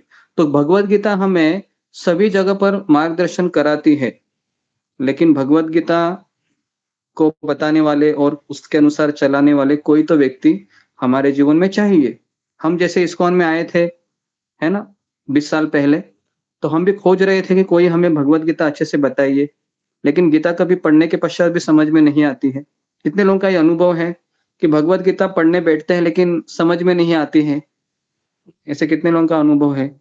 हम सबका अनुभव ऐसे ही होगा कि हम चाहते हैं हम गीता पढ़े लेकिन समझ में नहीं आता है ना, और फिर हम 10 मिनट 15 मिनट पढ़कर हम रख देते हैं, सोचते हैं कि ठीक है भाई समझ में नहीं आ रहा, अभी कितना पढ़े, बराबर है। तो जी, कम से कम 37 39 30 40 लोग हैं, हम सब लोग हैं, है ना। लेकिन अगर कोई व्यक्ति हमें बताता है भगवत गीता तो सुनने की फिर मनीषा हो जाती है, सुनने की इच्छा हो जाती है, फिर हाँ भाई आप सुनाइए, हम सुनते हैं। ठीक है, तो इसके लिए जो साक्षात्कारी व्यक्ति होता है ना, हम तो साक्षात्कारी नहीं है, पहले बता रहे, हम तो थोड़ा सा भगवत गीता है अपने गुरु के प्रवचन को सुने हैं, मंदिर में सेवाएं की है, तो प्रभुपाद जी की और सारे भक्तों की, हमारा मूवमेंट ऐसा है कि प्रचार प्रसार करो, लोगों को थोड़ा सा मदद कीजिए और अपनी भी मदद कीजिए। तो इस तरीके से ये हम इस अभियान को चला रहे हैं, ताकि कोई भक्त अगर यहाँ पर आके थोड़ा सा नॉलेज इकट्ठा करके भगवान के नाम को ग्रहण करता है तो हम समझेंगे कि ये हमारे कार्यक्रम की सफलता है, क्योंकि भगवान स्वयं इस कार्य को करने के लिए गोलोक वृंदावन से इस धरा पर आते हैं। यदा यदा ही धर्मस्य, है ना, ग्लानिर्भवति भारत, परित्राणाय साधूनां विनाशाय च दुष्कृताम्। तो क्यों ना हम भगवान की सेवा में अपना कुछ योगदान दे, है ना। तो जी, तो ये हो गया धृतराष्ट्र का मेंटालिटी, धृतराष्ट्र का अंधापन। अभी हम दूसरे अंधेपन पे प्रवेश कर रहे हैं, वो है दुर्योधन का अंधापन। ठीक है, तो अभी हम दुर्योधन के अंधेपन में प्रवेश कर रहे हैं। तो कितने लोगों को समझ में आया कि धृतराष्ट्र की तरह हम भी अंधे हैं और उसके कारण हमें 4 चीजें मिलती है? ये इतना क्लियर है सबको? भय, चिंता, झूठी आशा और शोक, ये 4 चीजें मिलती है अगर हम धृतराष्ट्र की तरह है तो। और धृतराष्ट्र का सबसे निगेटिव पॉइंट क्या था? वो था उसकी ऐसी चीजों में आसक्ति जो उसे समय के प्रभाव से छीन लिया जाएगा। जैसे घर है, परिवार है, ये सब समय के प्रभाव से चला जाने वाला। एंड कुछ लोगों की तो जैसे लेडीज की घर के किचन में जो बर्तन होते हैं ना, उसमें भी आसक्ति रहती है, रहते है कि नहीं, है ना। अगर कोई खास करके वो बर्तन अगर मायके से लेके आई हो वो, तो फिर पूछो ही मत, है ना। तो फिर उसके लिए वो तो घर को एकदम सर के ऊपर ले लेगी, नहीं मिल रहा है, है ना जी। तो ये आसक्ति का एकदम एक्सट्रीम पॉइंट है, बराबर है। और कभी कभी नया नया मोबाइल लेते हैं, बराबर है, और अचानक उसको थोड़े से खरोच आ गई या थोड़ा सा स्क्रैच आ गया, तो हमारे हृदय के ऊपर भी स्क्रैच आ जाती है, आती है कि नहीं तुरंत। तो ये क्या है, ये धृतराष्ट्र का ही एक रूप है ना जी। ठीक है, फिर उससे भी 4 चीजें को जन्म होता है, भय, चिंता, शोक। ये सब चीज क्यों क्यों मेरे जीवन में आ रही है? क्योंकि मैं धृतराष्ट्र की तरह अंधा हूं। तो कौन मेरे जीवन में आए? भाई कोई विदुर जी को लाए मेरे जीवन में। लेकिन सवाल यहाँ पर यह आता है कि सही में हम विदुर जी को बुलाना चाहते हैं? ये भी एक सवाल है। क्या हमें लगता है मैं धृतराष्ट्र ही बना रहूं? ये दूसरा सवाल है। तो हमें निकलना है तो भगवान आएंगे, किसी को भेजेंगे। अगर नहीं निकलना है तो विदुर जी 10 बार आएंगे मेरे जीवन में, लेकिन हम अपनाएंगे उसको? हम नहीं अपनाएंगे। ठीक है जी। तो आगे बढ़े। ठीक है, तो हम आगे बढ़ते हैं। दूसरा कैरेक्टर है जो पहले अध्याय में जो है दुर्योधन, है ना। अभी दुर्योधन के बारे में भी कल हमने चर्चा की थी। तो दुर्योधन के कल हमने 2 चीजें हमने हाईलाइट किए थे जिसके कारण वह अंधा बन गया। बाकी सब उसमें अच्छा था। कौन बताएगा मुझे वो 2 पॉइंट कौन से हैं? फिंगर को रेज कीजिए जी, बताइए जी। रेखा पायल। श्री कृष्ण गुरु जी दंडवत प्रणाम। सभी भक्तों को दंडवत प्रणाम। गुरु जी पहला तो राज्य के प्रति लालच था उनका कि जो राज्य है मुझे मिले, और दूसरा पांडव के प्रति ईर्ष्या। ये इनके 2 पॉइंट थे जो इनको अंधा बनाए रखते थे। ओके, राज्य के प्रति लालसा और पांडवों के प्रति ईर्ष्या जी, ये 2 पॉइंट थे जी। तो ये 2 पॉइंट ने अंधा बनाया था। तो कल हमने इसके ऊपर चर्चा की थी कि दुर्योधन बहुत अच्छा आदमी था, ऐसा नहीं था, लेकिन उसमें 2 कमियां थी। वो 2 कमियों के कारण वो अंधा बन गया, है ना। वो अच्छा मैनेजर भी था, एक्सपर्ट मैनेजर था, है ना। उसको पता है ना कर्ण को कैसे जेब में रख दिया, कर दिया उसने। कर्ण बेचारा ऐसे भटक रहा था, तो दुर्योधन ने ऑप्शन दिया कि मैं तुमको अंग देश का राजा बना देता हूं। तो कर्ण ने सोचा कि मेरे ऊपर इतना बड़ा एहसान किया दुर्योधन तुमने, आज से मैं तुमको वचन देता हूं, है ना, तुम जो कुछ करोगे वही मैं करूंगा। तो इस तरीके से, है ना, कर्ण को खरीद लिया दुर्योधन ने, है ना। तो दुर्योधन ये दानी भी था, लोग थोड़ा सा उसको, है ना, अच्छा मैनेजर भी था, लेकिन 2 चीजों के कारण गड़बड़ कर दिया। पहला है लालच। तो लालच ऐसी चीज होती है कि वो अंधा कर देती है किसी भी व्यक्ति को। इसके लिए मैंने कल उदाहरण लिया था, 2 नर्स का एग्जाम्पल दिया था ना। अमेरिका में 2 नर्स है, वो बेट लगाती है पेशेंट के ऊपर, ये कितना दिन मरेगा, सॉरी कितने दिन जिएगा, है ना, कितने दिन में मरेगा ये, बराबर है। तो एक नर्स बेट लगाती थी कि ये 10 दिन में शायद मर जाएगा। तो 10 दिन हो गए, अभी भी ये जी रहा है। उसको लगता है मैं हार जाऊंगी अभी, मैंने कुछ डॉलर का बेट लगाया है। तो क्या करती थी वो नर्स, फिर वेंटिलेटर निकाल देती थी और मार देती थी उसको। तो लालच, लालच व्यक्ति को अंधा बना देता है। और हम सबको पता है कलयुग में प्रॉपर्टी के लिए क्या क्या होता है कि नहीं। भाई भाई का मुंह नहीं देखता है, या फिर किस तरह से बंटवारा होता है, काफी चीजें हमको न्यूज़पेपर में हम पढ़ते हैं। तो लालच ऐसी चीज होती है कि व्यक्ति को अंधा बना देती है। तो दुर्योधन का भी सेम केस था, है ना। जब भगवान कृष्ण गए शांति दूत बनकर, अरे दुर्योधन तुमको राजा बनना है, ठीक है भाई राजा बन के रहो, लेकिन मेरी एक थोड़ा सा निवेदन सुन लो कि पांडव है उनको 5 गांव दे दो, बस उतना ही करो। दुर्योधन क्या कहता है कि मैं सुई के नोक के इतनी भी जमीन नहीं दूंगा, है ना, 5 गांव तो बहुत दूर रहा, बराबर है। और फिर कृष्ण इतने भड़क जाते हैं, इतने भड़क जाते, कहते हैं हे राजा धृतराष्ट्र तुम्हारे इस पागल बच्चे को समझाओ, नहीं तो पूरे कुरुवंश का विनाश होगा, इतना ही बोलते हैं। जैसे ये बोलते हैं दुर्योधन को इतना गुस्सा आता है, इतना गुस्सा आता है, वो कहते हैं इस ग्वाले की ये हिम्मत, ये गाय बकरी चराने वाला मुझे चैलेंज कर रहा है, सैनिकों पकड़ो इसको। तो इतनी बड़ी मूर्खता करता है, कौन करता है? ये दुर्योधन कृष्ण को पकड़ने का प्रयास करता है। कृष्ण को कोई पकड़ सकता है? कदापि नहीं। कृष्ण को कौन पकड़ सकता है ना? यशोदा माता ने भी ट्राई किया था पकड़ने के लिए, है ना? लेकिन जब भगवान ने सोचा कि मैं खुद बंधन में आ जाऊं, तब यशोदा माता ने पकड़ लिया। कृष्ण को पकड़ना आसान नहीं है, बहुत मुश्किल है। और फिर आप सबको पता है फिर क्या हुआ। कृष्ण ने विश्व रूप दिखाया और फिर शकुनी ने क्या बोला, अरे अरे अरे भांजे, ये तो कृष्ण कौन है? ये तो मायावी है, मुझसे भी बड़ा मायावी है। बराबर है? ऐसे लोग रहते हैं कि ये मायावी है ना, या जादूगर है, इस तरीके से। तो इसके लिए ये जो लोग होते हैं ना, दुर्योधन जैसे, जिनकी आंखों पर लालच की पट्टी है और ईर्ष्या का पट्टी है। ईर्ष्या उसमें था, पांडवों के प्रति बहुत ईर्ष्या थी। जब भी वो भीम का नाम सुनता था तो उसके रगों में खून खौलने लगता था, दुर्योधन के शरीर में, क्योंकि उसको पता था अगर मुझे कोई मार सकेगा तो वो कौन है? वो है दुर्योधन, सॉरी भीम मुझे मार सकता है। तो इसके लिए वो भीम के प्रति बहुत ईर्ष्या करता था। ठीक है, तो ये ईर्ष्या अगर दूसरों के प्रति होती थी तो कोई हद में कृष्ण उसको माफ भी करते थे, लेकिन ईर्ष्या वैष्णव के प्रति थी उसकी। 5 वैष्णव के प्रति ईर्ष्या थी, तो इसके लिए वैष्णव अपराध करता था वो, रोज रोज रोज रोज रोज रोज। तो फिर सबसे बड़ा वैष्णव अपराध उसने द्रौपदी के साथ किया, फिर तो उसकी मृत्यु निश्चित हो गई, है ना?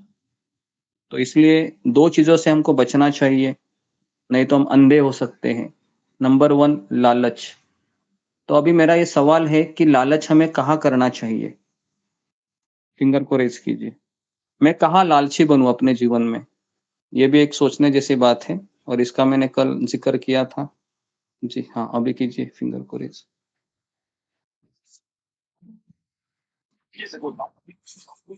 जी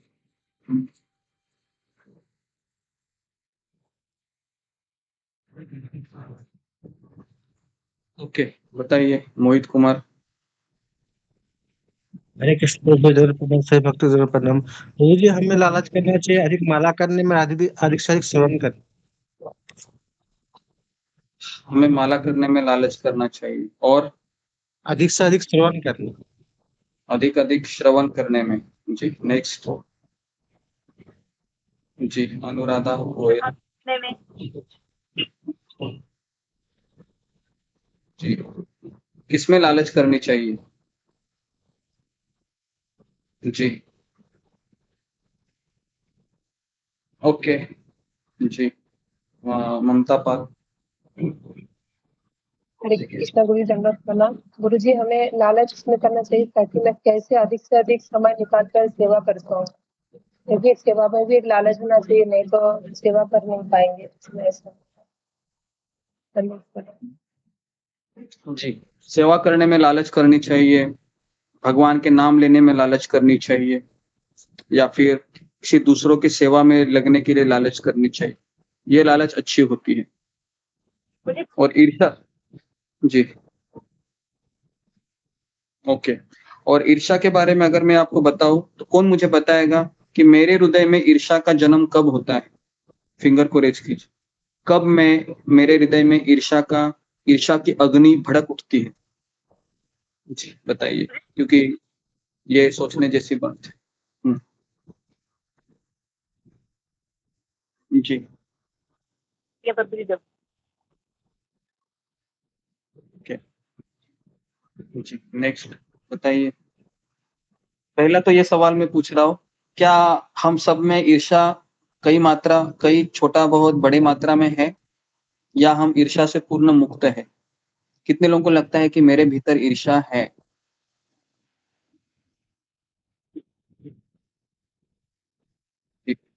ओके, फिंगर को रेज कीजिए। कितने लोगों को लगता है कि मेरे मेरे हृदय में ईर्ष्या है? जी ओके। जी ओके, तो हम सबके हृदय में ईर्ष्या है। ईर्ष्या का मूल कारण क्या है? ईर्ष्या का मूल कारण है कि मेरे पास 1 BHK फ्लैट है, मेरे पड़ोसी के पास 2 BHK फ्लैट है, मेरे पास 2 व्हीलर है, पड़ोसी के पास 4 व्हीलर है, बराबर है। तो ये कंपैरिजन, तुलना, बराबर है।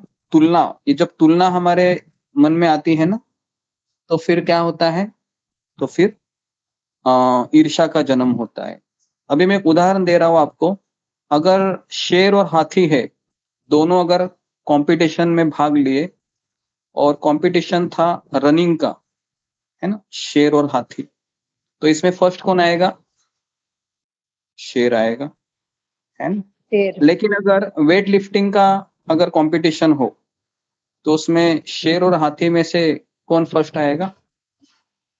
हाथी आएगा, ठीक है। तो अभी दोनों है अपनी अपने फील्ड में उस्ताद है, या अपने अपने फील्ड में एक्सपर्ट है। तो इसके लिए हम में से हर एक भक्त या इस संसार में हर एक जीवात्मा अपनी अपनी चीजों में एक्सपर्ट है। उसमें जो खूबी भगवान ने डाली है, शायद उसके पड़ोसी में नहीं हो, या शायद इस संसार के कोई जीवात्मा में नहीं हो सकता।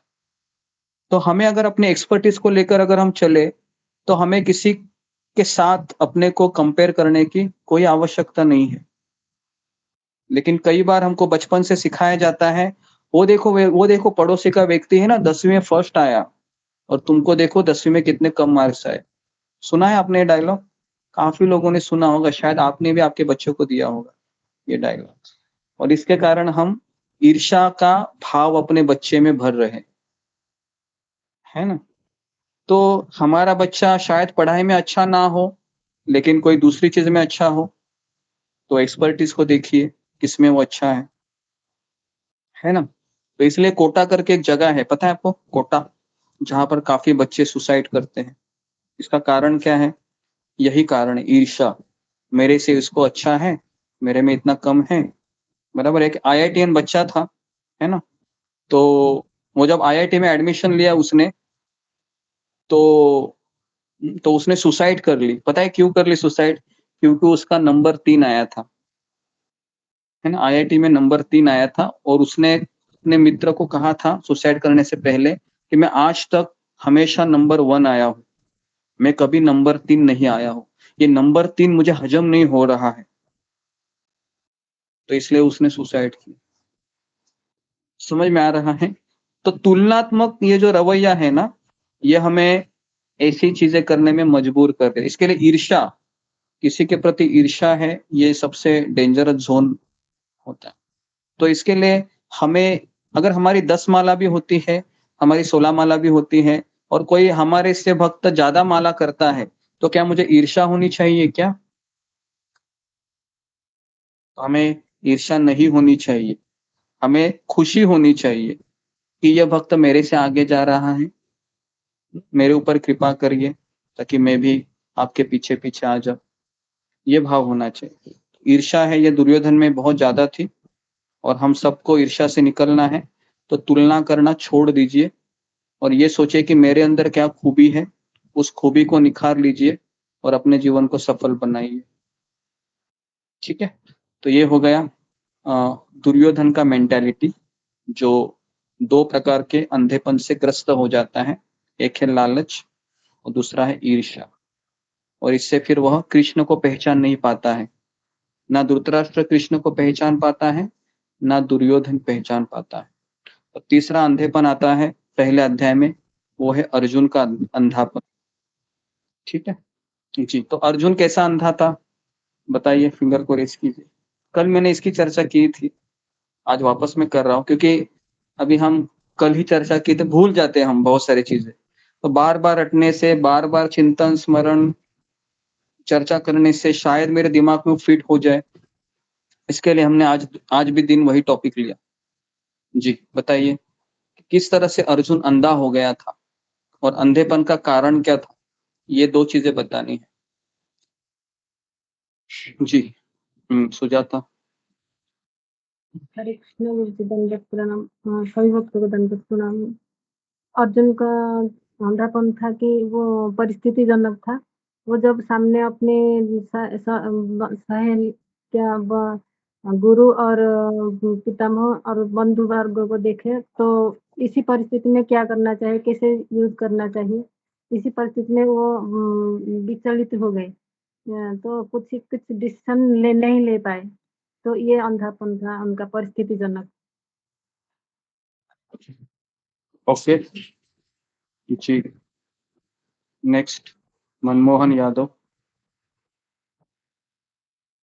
विष्णु गुरु जी, दंडवत प्रणाम। गुरु जी, अर्जुन मोह और विपत्ति गुरु द्रोणाचार्य, भीष्म पितामह, है ना? ओके जी, तो अर्जुन का जो अंधापन था वो परिस्थितिवश था, क्योंकि अर्जुन उस परिस्थिति में जब नहीं था, मतलब युद्ध भूमि से आने से पहले उसने सोचा था मैं पितामह भीष्म को भी मार दूंगा, द्रोणाचार्य को भी मार दूंगा, लेकिन जैसे ही परिस्थिति आ गई वैसी, उसके सामने पितामह थे, उसके सामने गुरु द्रोण थे, तो जैसे उनको देखा सारी भावनाएं उमड़ आ गई। कितने लोगों का ऐसा होता है कि आपको अगर बचपन का कोई मित्र अगर आपको मिल रहा होगा, जिसके साथ स्कूल में जाते होंगे या आप ऑफिस जाते होंगे, है ना, आप लोग उसके बारे में कभी सोचते नहीं है, कभी जिक्र नहीं आया, कभी कॉल नहीं घुमाया, लेकिन अचानक आपको वो बस में मिल गया या बस स्टॉप पे मिल गया, तो सारी भावनाएं आती है, आती है, सारी भावनाएं आती है कि नहीं आती? सबके साथ होता है ना? तो ये जाहिर है कि भावनाओं का उदय होता है, और फिर ऐसा कुछ होता है कि अर्जुन कहता है कि हे केशव, हे गोविंद, परिस्थिति मुझे वश कर रही है, मेरे रोंगटे खड़े हो रहे हैं, मैं भ्रमित हो रहा हूँ, तो मुझे कृपया करके इस परिस्थिति से निकलना है।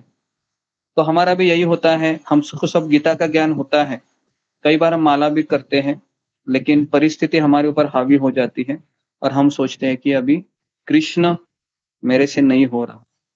कितने लोगों के जीवन में ऐसी परिस्थिति आती है कि कृष्ण अभी बहुत कठिनाई हो रही है, बहुत कठिन समस्या हो रही है, शायद अभी मैं आगे ना बढ़ सकूं, कुछ तो कीजिए, ये परिस्थिति मेरे ऊपर हावी हो रही है, परिवार के लोग मेरे ऊपर हावी हो रहे हैं, मुझे आपसे जुड़ना है, मुझे आपकी भक्ति करनी है, लेकिन क्या करूं, परिस्थिति मुझे अभी सपोर्ट नहीं कर रही है। जी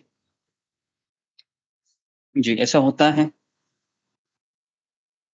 ऐसा होता है। तो मैं कहूंगा, मैं बोलूं पंडित जी?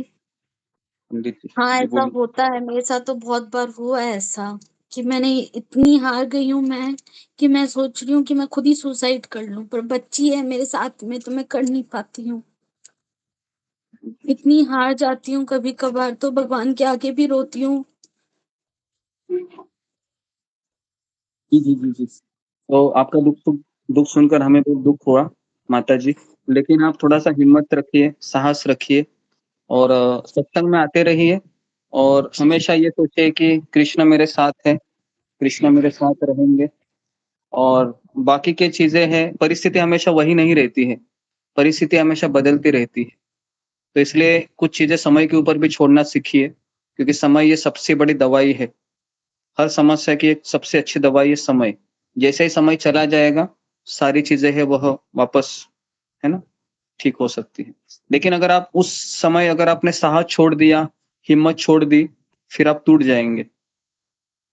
समझ में आ रहा है? तो अपने आप को टूटने मत दीजिए, भगवत गीता का आप आश्रय लीजिए, सत्संग का आश्रय लीजिए, क्योंकि आप अकेले दुखी नहीं, संसार में सभी लोग दुखी है। कभी कभी हमको लगता है मैं अकेला ही दुखी हूँ, सबका अच्छा चल रहा है, लेकिन ऐसा नहीं है, सब लोग हैं, थोड़ी बहुत मात्रा में दुखी है, बराबर है। लेकिन जब दुख का वो बम ब्लास्ट हो जाता है ना, तो फिर व्यक्ति टूट जाता है, बराबर है। तो वहां तक आपने आपको मत लेके आइए, और भगवान के नाम का आश्रय लीजिए, गीता पढ़िए, है ना, तो भगवान जरूर आपकी सहायता करेंगे। जी। तो ओके जी, तो हम है कई बहुत मात्रा में हम अर्जुन की तरह परिस्थितिवश अधीन होकर हम सोचते हैं मेरे से नहीं होगा, तो परिस्थिति हमारे ऊपर हावी हो जाती है। तो इसलिए कल हमने चीजें एक बताई थी कि व्यक्ति अगर परिस्थिति से अगर अंधा हो गया या परिस्थिति उसके ऊपर हावी हो गई, तो शायद वो कभी अपने जिंदगी में कुछ ना कर सके, क्योंकि हमेशा ऐसे होता है, भक्ति मार्ग में हो या फिर अगर आप जॉब कर रहे हो या फिर आप कुछ लोगों के साथ रह रहे हो, हमेशा उनके मत हमारे ऊपर आघात कर देते हैं, और फिर मिसअंडरस्टैंडिंग हो जाती है। और फिर कई बार ऐसे होता है कि हम सोचते हैं कि ये लोग मेरी बात नहीं सुन रहे, समझ नहीं रहे मुझे, और फिर हम सोचते हैं कि शायद मुझे अभी यहाँ से निकलना ही ठीक रहेगा।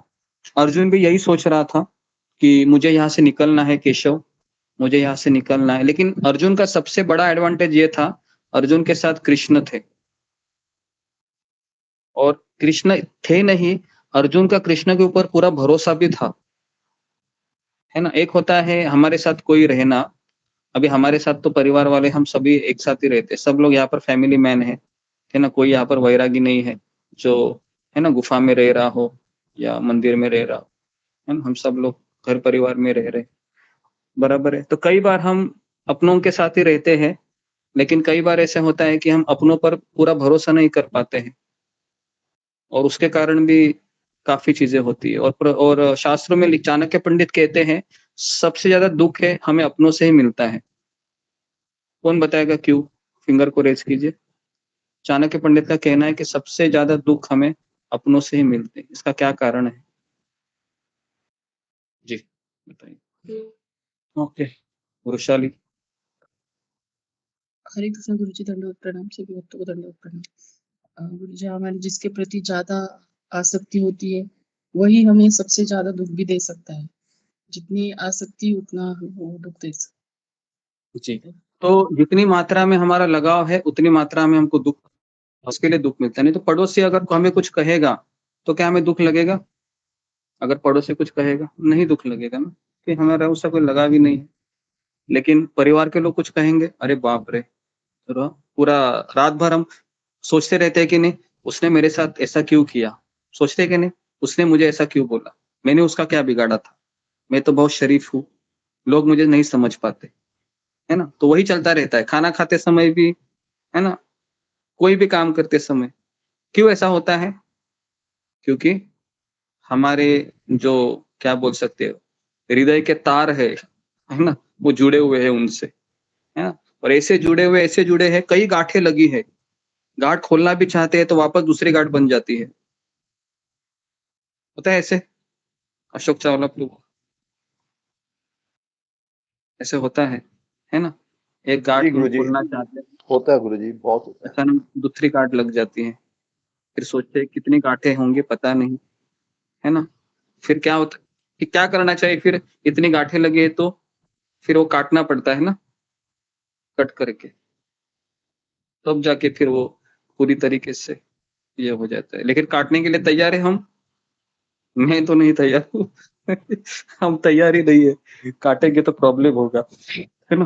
तो हम कृष्ण को बोलते हैं, कृष्ण जरा गांठ है ना, धीरे धीरे धीरे धीरे खोलो भाई, ऐसी कोई दवाई दे दो, काटो मत, हाँ बहुत दर्द होगा। लेकिन कृष्ण बोलते हैं नहीं नहीं भाई, मैं तो तलवार लेके आया हूँ, ऑपरेशन करूंगा।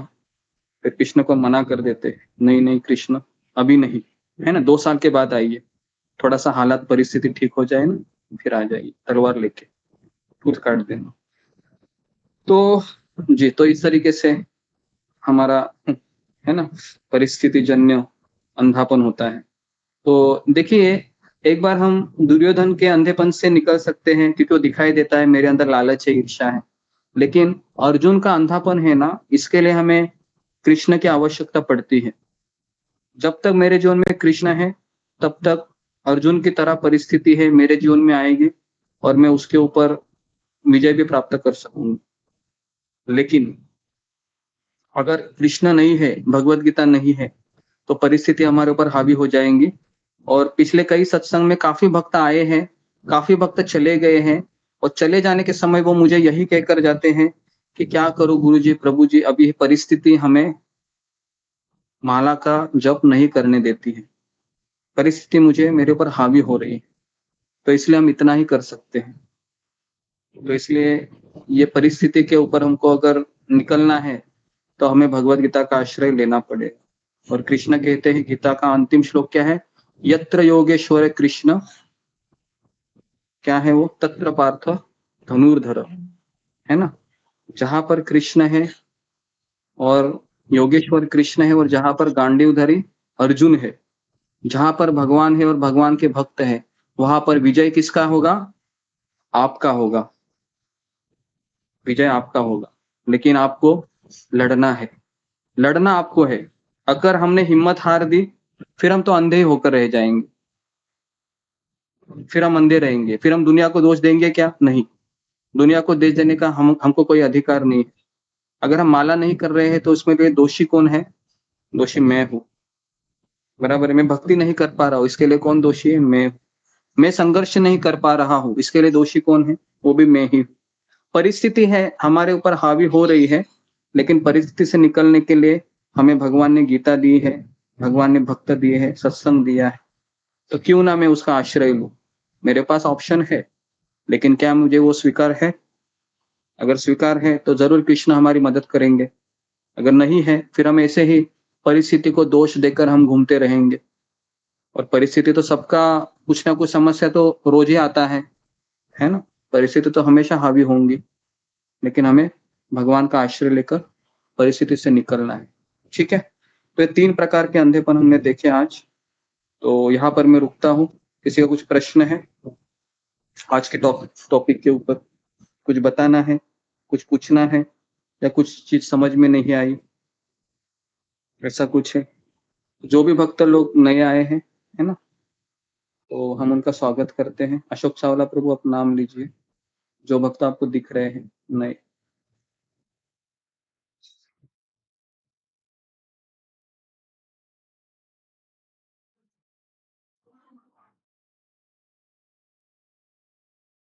जी, अशोक चावला प्रभु सुन रहे हैं? चले गए जी। ओके, तो जी, कितने लोग नए आए हैं पहली बार? कृपया करके फिंगर को रेज कीजिए। पहला क्लास है आज जी। ओके, 4 जी जी जी। नेहा पाटिल जी, अक्षय मोंढे, अनुराधा और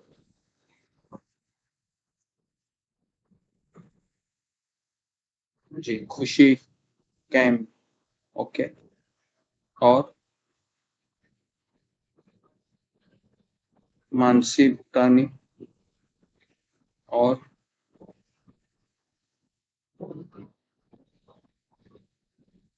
जी लेजेंडरी गेमर कोई है गुरुजी? लेजेंडरी गेमर कोई? जी जी, शशि पत्तर, ओके, ठीक है। तो ओके, जो जितने लोग नए आए हैं, क्या आपको कुछ कहना है, कुछ पूछना है? नेहा पाटिल, आपको कुछ कहना है? मोतीलाल चौरासिया, कुछ सत्र के बारे में कुछ पूछताछ करनी है? या अक्षय मुंडे, जो भी नए भक्त आए हैं, आप डायरेक्टली अनम्यूट करके बात कर सकते हैं। हरे कृष्ण बोलिए जी, हरे कृष्ण। मैं आज आया हूँ फर्स्ट टाइम। जी जी जी, लेकिन बस एक थोड़ा सा डाउट था, जहाँ पर आसक्ति के कारण उदाहरण दिया आसक्ति वाले, उस बारे में कि आसक्ति का एक्चुअली मीनिंग क्या होगा, आसक्ति और जिम्मेदारी। क्योंकि मान लीजिए जो एग्जाम्पल लिए हमने, एक हाँ, जैसे कि जॉब वाला पकड़िए, किसको प्रमोशन हो रहा है तो हम देखते हैं तो बोलते कि यार जेलसी निर्माण हो रही है तो इसलिए आसक्ति हो रही है। बट अगर उस बंदे को पता है कि वो काबिल है, उससे जिम्मेदारी मतलब, और जिम्मेदारी भी है, प्रमोशन वाला जो जॉब है वो करने की काबिलियत है, सब कुछ, क्योंकि वो तो कंपेयर करके ये करेंगे ना, तो ग्रोथ हुआ ना। तो ग्रोथ और आसक्ति दोनों में कैसे आप ये करेंगे, फर्क करेंगे इसके अर्थ में? तो एग्जैक्टली आसक्ति का अर्थ थोड़ा समझाइएगा। या फिर जो एग्जांपल लिया था, जैसे महिला इसमें कि जैसे मान लो मेरी मम्मी है, तो किसी को पता है कि एक बर्तन में खाना बनता है और अच्छा वो उसी इसमें बनाते आ रही है, और घर में मान लीजिए 6 लोग हैं और उसमें खाना बनता है, तो मान लो किसी ने मांग लिया या नहीं है, तो ऑब्वियसली उसको पता है कि आज या कल वो उस बर्तन में खाना नहीं बना पाएगी, तो खाना क्वांटिटी में कम बनेगा या ज्यादा नहीं बनेगा, तो फिर उसको लगेगा कि वो बर्तन चाहिए करके, तो वो तो जिम्मेदारी हुई ना। हाँ, अगर लालच की वही बर्तन हो ना, तो वो तो आसक्ति वाली बात हो, मतलब अलग अलग बात हुई होगी। तो इससे थोड़ा सा ये आसक्ति और रिस्पॉन्सिबिलिटी, इसमें मुझे थोड़ी क्लैरिटी नहीं आ रही, तो क्या आप आसक्ति का एग्जैक्ट मीनिंग बता पाएंगे? जी, ओके। तो मैं बताने का प्रयास करता हूँ, आसक्ति और ज़िम्मेदारी क्या होती है? ओके, पहली बात तो आपको आसक्ति और ज़िम्मेदारियों को अगर समझना है, तो पहले आपको ये समझना होगा कि मैं कौन हूँ, बराबर है? मेरी आइडेंटिटी क्या है ना? ये आध्यात्मिक ज्ञान थोड़ा आपको लेना होगा, क्योंकि हम जब अज्ञान के बलबूते हम कोई भी कार्य करते हैं, तो फिर हम उसमें आसक्त हो जाते हैं और आसक्ति का मूल अर्थ है कि हम उसमें नेगेटिव इमोशन उसके अंदर फिर छिपे होते हैं। जैसे परिवार की अगर मैं बात करूँ, तो हम जब भी परिवार में जीते हैं, तो हम मेरी पत्नी, मेरे बच्चे, मेरा घर, तो ये मैं की मेंटालिटी में हम फिर नेगेटिव इमोशन को डाल देते हैं और आसक्ति हो जाए। आसक्ति का अर्थ है कि एक ऐसा अज्ञान जो हमें गलत डायरेक्शन पर लेके जाता है और अभी फ़िलहाल तो हमें ऐसा लग रहा है कि मेरी आसक्ति नहीं है, जैसा अभी आपको लग भी सकता है। लेकिन जब वो चीज़ मुझसे छीन ली जाती है समय के प्रभाव से, तब हम तड़प जाते हैं, तब पता चलता है मैं उसमें जैसे अभी आपके पास मोबाइल है, बराबर है? तो अभी आप बोलेगा कि मैं उसमें आसक्त नहीं हूँ, है ना? लेकिन जैसे ही अगर कोई आपका मोबाइल छिपा कर रखेगा 1 घंटा, फिर आप देखो किस तरह से तड़प जाते हो, फिर आपको पता चलेगा मैं आसक्त हूँ। आई बात समझ में? तो आसक्ति है वो हाँ, तो अभी रही बात प्रमोशन की आपकी, तो कोई भी चीज़ है मुझे पता है कि अभी मैंने भी जॉब किया है, तो जॉब व्यक्ति इसलिए करता है कि उसका ग्रोथ हो, बराबर है ना? उसको लगता है कि 2 साल में, 3 साल में मैं एक नए पोज़ीशन पे आऊँ, तो उसके लिए फिर वो हैंकरिंग करता है, बराबर है? वो फिर उसमें एग्ज़ाम देता है, सोचता है कि मैं और काबिल बनूँ, ताकि मुझे वो पोस्ट मिले। लेकिन वो भूल जाता है कि मेरे साथ और भी लोग हैं, वो यही चाहत कर रहे हैं, बराबर है? और वो पोस्ट एक ही है, में फिर ईर्ष्या का प्रादुर्भाव होता है, क्योंकि पोस्ट एक है और 4 लोग हैं हम, बराबर है? तो 3 लोग हैं, फिर वो देखेंगे ये भी काबिल है, ये भी काबिल है, ये भी काबिल है। अभी 4 लोग एक पोस्ट के लिए लड़ रहे हैं, तो ज़ाहिर है, तो हमारे में तो यही इच्छा होगी कि मुझे मिलनी चाहिए वो, बराबर है ना? मैं उसके लिए क्वालिफ़ाइड हूँ। चारों लोग तो यही सोच रहे हैं, लेकिन पोस्ट एक है, तो उसमें दुखी कितने लोग होंगे? कम से कम 3, है ना? तो ज़ाहिर है, चाहे चारों काबिल क्यों ना हो, चारों 100% काबिल क्यों ना हो, लेकिन पोस्ट तो एक ही है। समझ में आ रहा है? पोस्ट तो एक ही है, तो फिर इसको क्या कहेंगे फिर? अगर आपको मिली पोस्ट, तो 3 लोगों का क्या था? क्या वो दुर्भाग्य थे वो? ये सवाल आता है। नहीं, क्या वो दुर्भाग्य थे? मालिक अगर वो जेलस ना हो, उसको बाकी तीनों लोग मान लो मुझे अगर प्रमोशन चाहिए, मैंने मेहनत की और मुझे कोई जेलसी नहीं किसी पर और नहीं मिला, तो नहीं मिला, ठीक है, इट्स फाइन। तो फिर उसको आसक्ति बोलेंगे कि नहीं बोलेंगे? नहीं, फिर आप न्यूट्रल हो। न्यूट्रल का अर्थ है क्या? फिर आप उसमें आसक्त नहीं हो। अगर आपको पोस्ट मिली, तो भी आप ठीक है। जैसे मैं आपको स्टोरी बता रहा हूँ। एक किसान था, है ना? उसके 4 घोड़े थे, ठीक है? 4 में से 1 घोड़ा है, वह अचानक कहीं चला गया, तो सारे गाँव वाले आकर कहने लगे, "अरे रामू, तुम्हारे पास 4 घोड़े थे, लेकिन 1 घोड़ा चला गया, तुम्हारे साथ बहुत बुरा हो गया।" तो उसने क्या कहा, "अच्छा हुआ, बुरा हुआ, सब भगवान की इच्छा है।" ऐसा कर वो शांत रहा। लेकिन वही जो घोड़ा था, वो 3 घोड़ियों को लेकर आ गया बाद में, है ना? वापस आ गया। कितने हो गए अभी? अभी 7 हो गए, है ना? तो वापस गाँव वाले आकर कहने लगे कि देखो रामू, तुम्हारा तो अभी 7 हो गए, कितना अच्छा हुआ तुम्हारे साथ। तो उसने वापस क्या कहा, अच्छा हुआ, बुरा हुआ, भगवान की इच्छा है। समझ में आ रहा है आपको? तो हाँ, तो इस तरीके से उसके जीवन में और भी चीज़ें होती हैं, लेकिन वो हमेशा यही कहता है, जो भी मेरे साथ हो रहा है, भगवान की इच्छा से हो रहा है, इसलिए वो शांत रहता है। लेकिन अगर हम और मैं अगर आप उसके बगल में रहेंगे, तो क्या सोचेंगे? अरे यार! मेरा तो एक नुकसान हो गया, मेरा घोड़ा चला गया, मेरे भाग फूट गए, और रोते रहेंगे। बात आई समझ में? तो यही होता है ना? एक्सपेक्टेशन जब ज़्यादा होते हैं ना रिस्पॉन्सिबिलिटीज़ में, तो फिर आसक्ति का जन्म होता है। तो इसके लिए एक्सपेक्टेशन नहीं होना ही बेहतर होता है। अपना कार्य करते रहो, एक्सपेक्टेशन मत रखिए। चाहे आपकी तनख्वाह बढ़े या आपको प्रमोशन मिले, फिर आप सुखी रह जाओगे जॉब में। लेकिन अगर आपकी एक्सपेक्टेशन है, तो आप हमेशा दुखी रहोगे, है ना? इस तरीके से हम समझ ठीक है? ओके, जी। नेहा पाटिल, तो आपको कुछ कहना है, पूछना है? या ठीक है, तो यहाँ पर मैं रुकता हूँ। आप सबका बहुत-बहुत धन्यवाद। श्रील प्रभुपाद की जय, भगवद गीता की जय। हरे Thank you. हरे माता